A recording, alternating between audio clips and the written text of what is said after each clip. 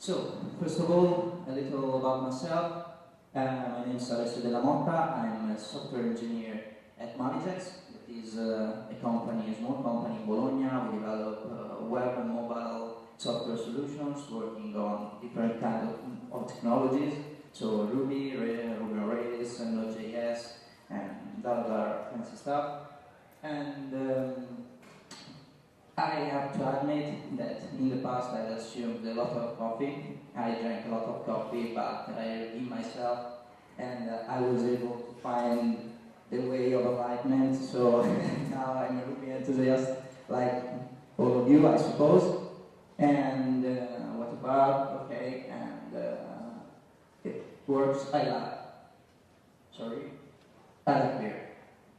So a little something about API. We all love API because API are not only a good strategy for writing software and organize your software in a better way, because you can define good architectures like writing good API and structuring your software of any kind in a good way. You can separate responsibilities in your software. You can write good service-oriented not a service-oriented software in a good way, not something like service-oriented architecture or big stuff like WS or not stuff like that. Real services through API. And API also are becoming a core concept for the business, because if you are looking at only private API that you are writing for yourself, yeah, it's a good solution for your software, your architectures, and this. But if you are trying to go into the public and allow other applications, external applications from other people to use your API, you will be sure that your software has the possibility to grow up and you to become a very known guy that writes good software, and your software to be used outside in the world, everywhere. So it's always a good option to allow external people to use your API. Obviously, when you allow these kind of things, there are a lot of people that will use, hopefully, your API, and not all of them are good ones. Sometimes you can find also malicious people, and then obviously you need a strategy for protecting your API and securing them in some way. But okay, you must not be jealous of your API, so you must allow them to be public, otherwise you become like that. Okay, oh, my API. No, we don't want to see this. Okay. So, what is the solution in order to put a level of security over your API and authorizing third parties' application to access your software, your services, and your API? That one is the solution right now. The standard solution is Oauth 2.0. What is how can I explain in very simple words what is Oauth 2.0 or 2.0 and what are the core concepts behind this protocol? Okay, it's an authorization protocol, and it allows third parties application to access your HTTP services and on behalf of the resource owner. So you have to keep in mind, for this example, you are the resource owner, you are the user, and you have an account, for example, on Facebook, on Instagram, so you have some of your resources some over there. On Facebook, the list of your friends, and then over there on Instagram, you have your pictures, okay? And these are your resources. Then the user uses also your application, and your application tries to do some fancy stuff like, okay, let's score the list of your friends based on the better picture on Instagram. So please, user, let me know what is the list of your friends, and also what are your pictures. Let me access to your data, your resources on your Facebook account and on your Instagram account. So grant me an access to these resources.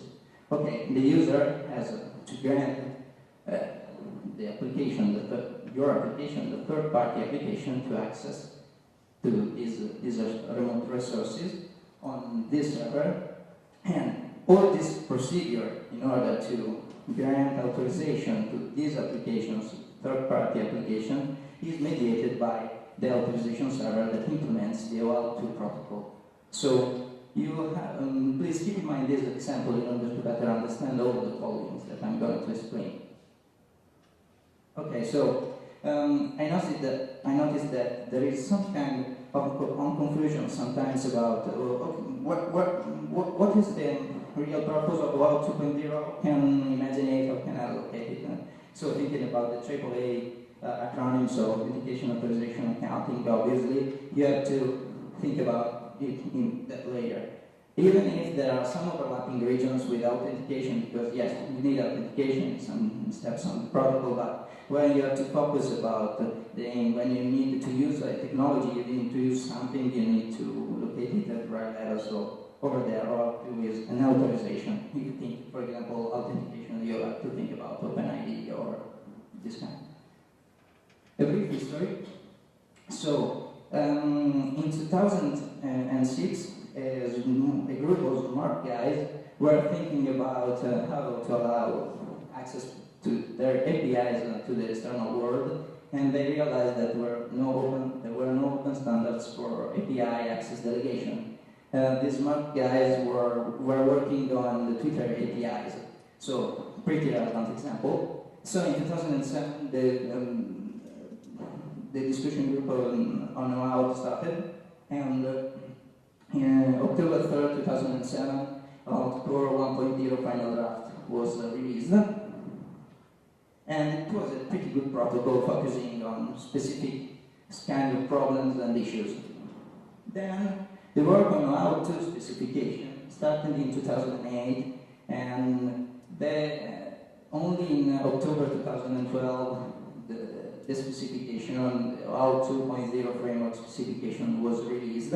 And in the meanwhile, one of the main contributors and the lead author of the specification, Herman Hammer, assigned his role, okay, launching a flame. So we're gonna explain and tell them something about this flame, but what are the motivations of this guy. Why?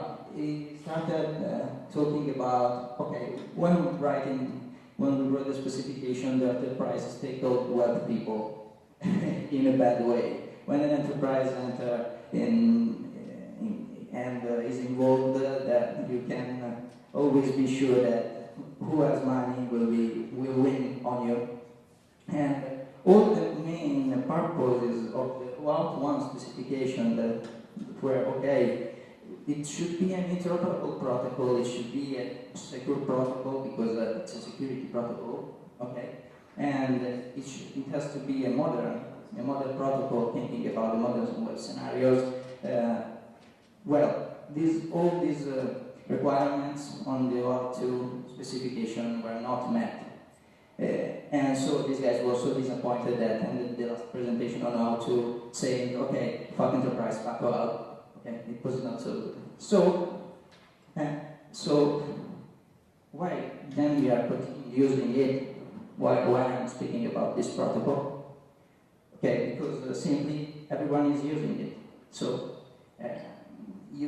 the concepts behind this protocol, the authorization mechanism that it involves, and also the details of this protocol will be surely useful to you, because you will find for sure some scenarios that you need to integrate your services, your software with services like Facebook, Google, small startups. Okay. So it's better to understand this protocol and to be able to use and exploit it. So let's dive into the details of Oauth 2 specification. And first of all, the specification defines the roles involved in all the flow of the protocol and the authorization process. You have 4 roles. The first is the resource owner. The resource owner is you, the user, that has some resources on resource servers. So for example, Facebook, Instagram, the example that I talked about before. So the user has an account on Facebook, on Instagram, on PayPal with his money. And then there is another application that is used by the user and wants to access to the user resources on Facebook, for example, the list of the user's friends. And then you have and we are going to call it application and not client. The specification calls it client, but it's going to make a little bit of confusion, so we are going to call this part was this row application. And in the end, we have the authorization server that is the mediator of all the process, of the authorization process. Okay. So let's see from an high-level perspective what is the flow of an authorization exploiting Oauth.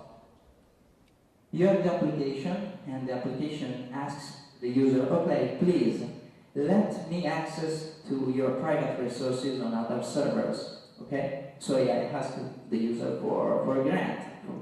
User, please grant me an authorization. I want to access your Facebook list of friends. The resource owner grants you an authorization. Then you present this grant that is given to you by the user to the authorization server, and the authorization server verifies all the information that you are sending to it, and it will give you back an access token, and the application will use the access token in order to access resources on the resource server. From an high-level perspective, this is the flow of the protocol, and the protocol and the specification defines in a more specific way 4 different kinds of these flows, 4 different kinds of these flows that I'm going to explain later. Pay attention that the interaction between the resource server and the authorization server is beyond the scope of the specification. So the specification tells you only how to write an application that can communicate with the authorization server resources, but all that part, if you like to build your own authorization server or to protect your API, you have to write it by yourself. And also, another thing that I want you to notice is that in that part of the flow, so when you are giving the authorization server the grant that is given to you by the resource owner, you implicitly authenticate yourself. The application authenticates itself to the authorization server. That in that point, authorization server is able to know, okay, this client is a good client, is a good one, it's not a malicious one. I can give back to it an access token.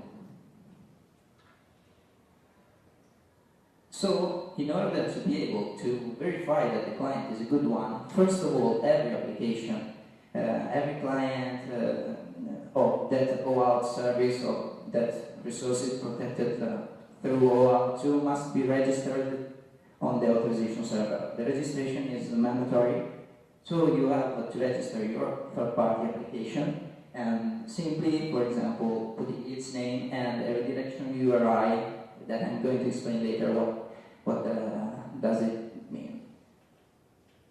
Then you get back from the authorization server an application ID and a secret, and you will use your application will use these two big long strings in order to identify itself to the authorization server.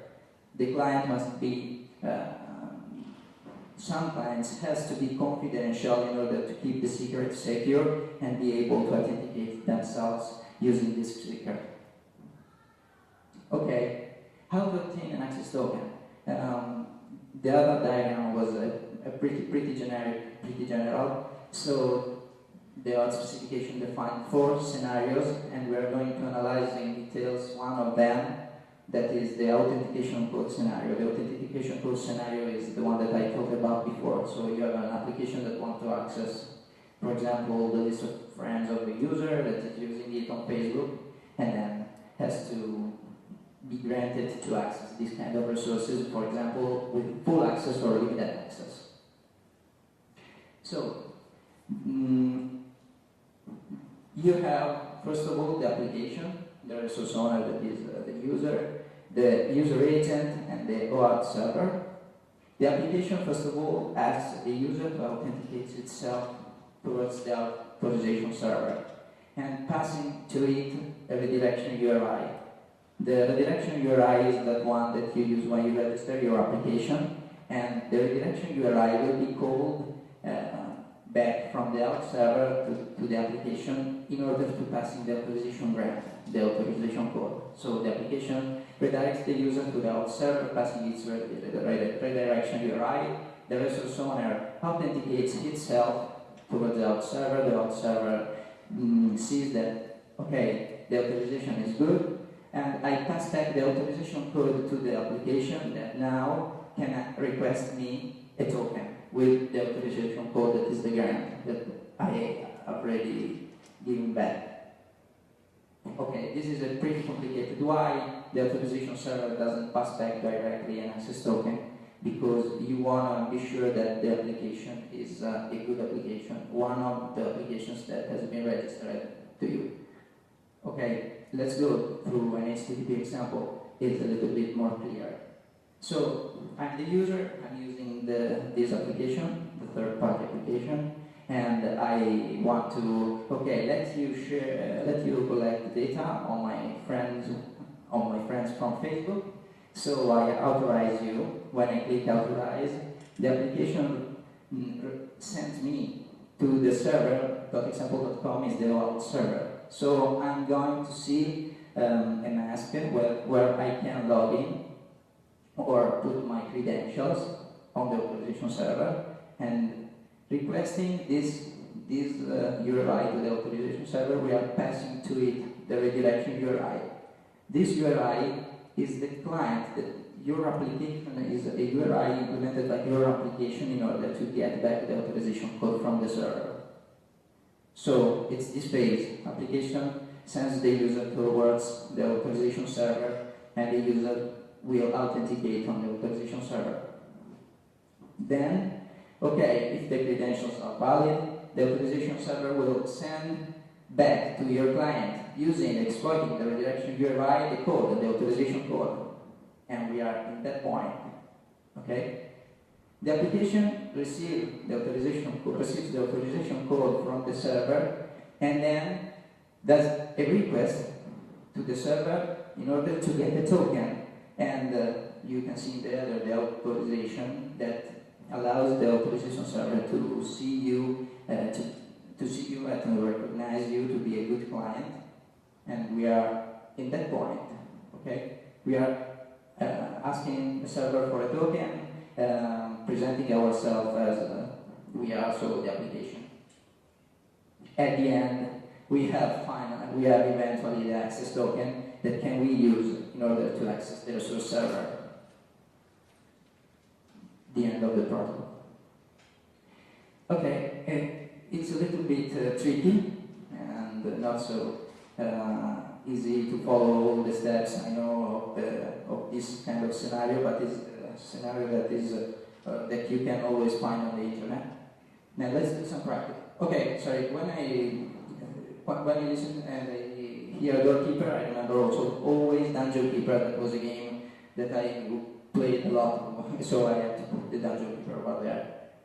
So Doorkeeper is a gem that allows you to implement an Oauth provider for your race application, and we are going to use this gem in order to implement an Oauth server and to protect some APIs. It's under constant development and is based on the 22nd version of the Oauth specification. So, first of all, what we have to do in order to implement a client that will exploit, that will access to remote resources, okay? This is a Sinatra-based client. What we have to do, simply using the Oauth client library, okay, we need to specify other client ID, client secret, that will be given to us once we register to the Oauth server. So, specifying the site where is the Oauth server, and the token method is simply, okay, we will request token through GET or through POST. Then we have to implement in our client application two endpoints. The sign-in endpoint is the endpoint that the user will use in order to grant us an access. So to be the endpoint that we redirect the user towards the authorization server in order to insert its credentials. And then the callback. The callback is the endpoint that the authorization server will redirect back to us in order to pass us the code. When we have the authorization code, then through the client we request the token to the server, we get the token, and once we have the token we can do and ask and make requests to the APIs that are protected through exporting the token. In order to build a server that is protected with Oauth, implementing this kind of server is pretty straightforward. We create a new project on Rails. We use the Django doorkeeper. Then we do the stuff that is needed. So doorkeeper install, we configure doorkeeper, insert some files of configuration, and migration of database, creation of database. Then we are going to generate a controller in order to implement a very dumb API to protect. This is the API. So we have a simple my API that returns an hello or JSON, very stupid. And this API is protected through using Oauth 2, simply inserting this line. So doorkeeper for all the actions in this controller is pretty straightforward. You have to do only this. Okay.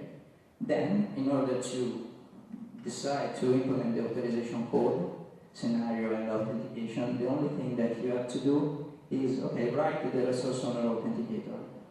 This method is called every time the user is redirected towards the authorization server and must only return the user that is logged in.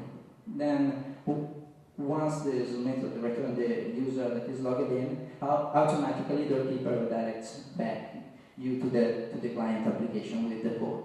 You do not have to do anything else except registering your client.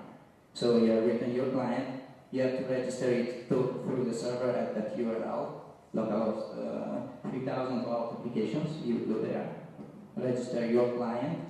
You will be given the Oauth server gives you the ID and the secret that you have to use in order to configure the client, and that's it.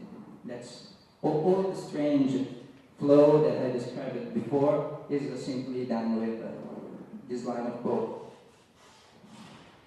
The code that I showed you is based on two examples that you can find on the doorkeeper side, and you can find two examples that are a little bit more complicated. One is the server example that uses device, and the other one is a client application using Sinatra, pretty similar to the one I showed you. And we can eventually try it. These are all the references.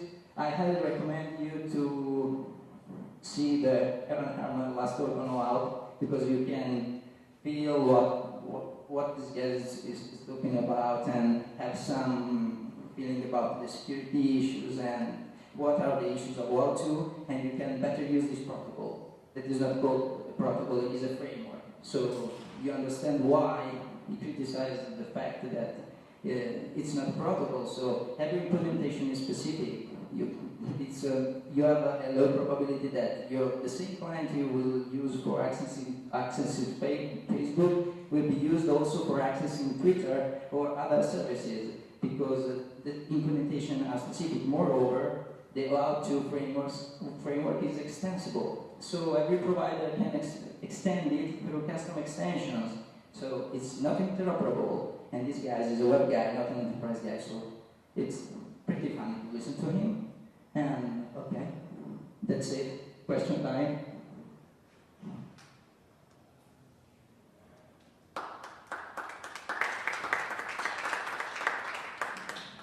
Okay. Thanks. I suppose that I have some time. I can show you an example. Okay, let me see.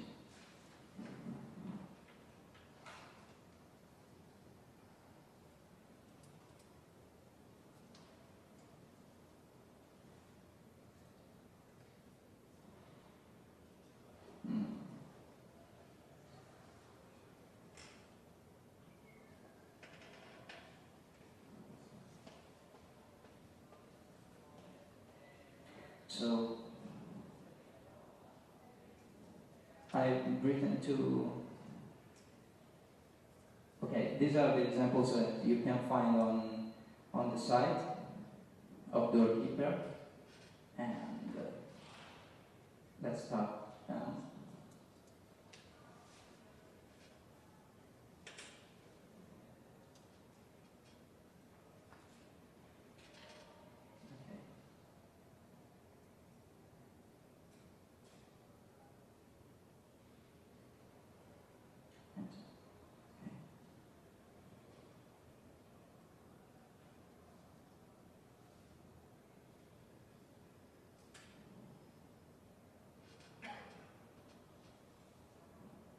For example, when you start the server, you can go to this URL, so Oauth applications, and then you can see all the clients that you have registered before.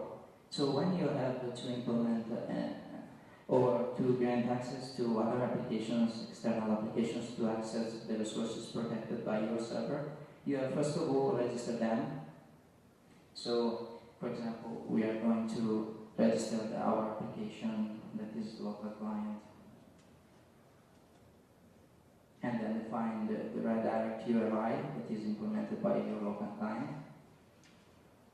and then you are granted, and you can see the ID and the secret of that you will be used, that your client will be using in order to access the resources on the server. Okay. In the client, you have to configure the client putting the ID and the secret in order to use them.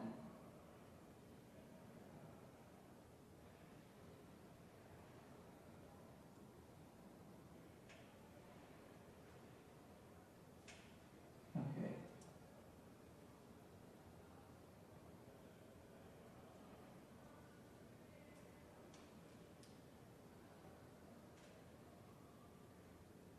So when you go to the client, this button redirects the user back to the Oauth server, asking you, for example, this is the button, okay, please let me to access your list of friends.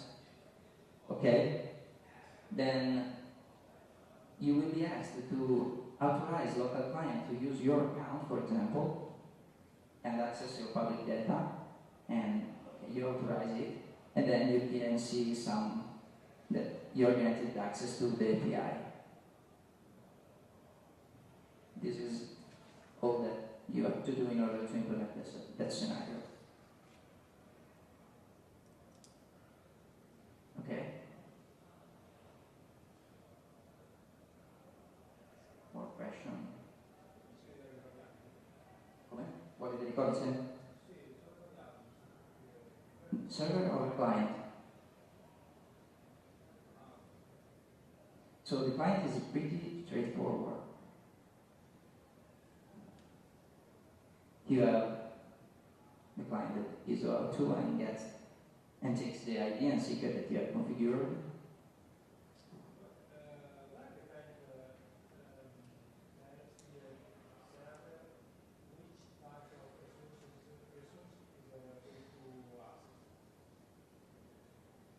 What kind of resource?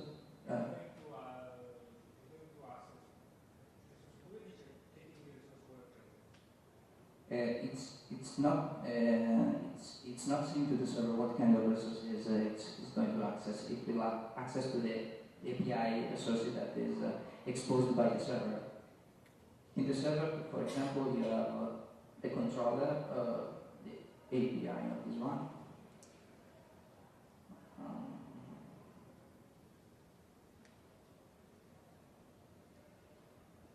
This controller, and you do not have scopes or different level of grants, or even if the Oauth allows you to specify different kind of grants in order to access different resources of your server. So this is the API that you can access, for example, and you are saying, okay, for this protect through Oauth all of these endpoints, and do not define scope. And everything you have to configure in order to exploit doorkeeper is located in config initializer doorkeeper.ruby file.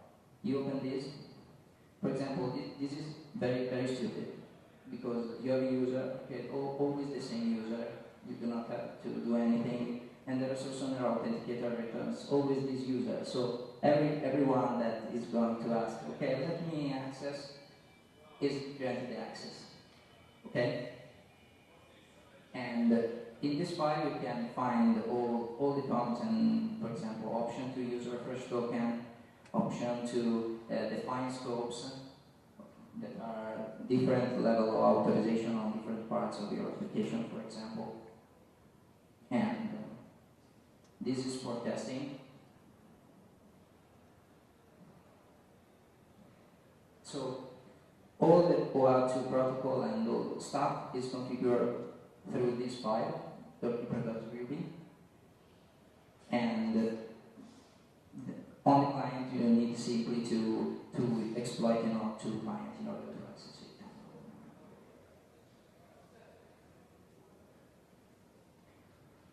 If you would like, for example, you see to the example online, it will use device, and what it does is simply return the current user when you are redirected back to the Oauth server or authenticate it.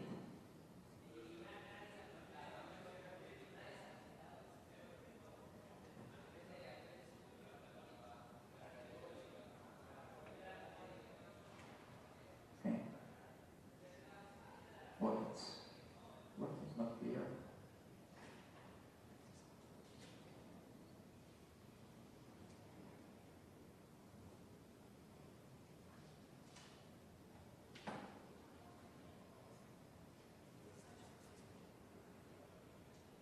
Okay. Thank you.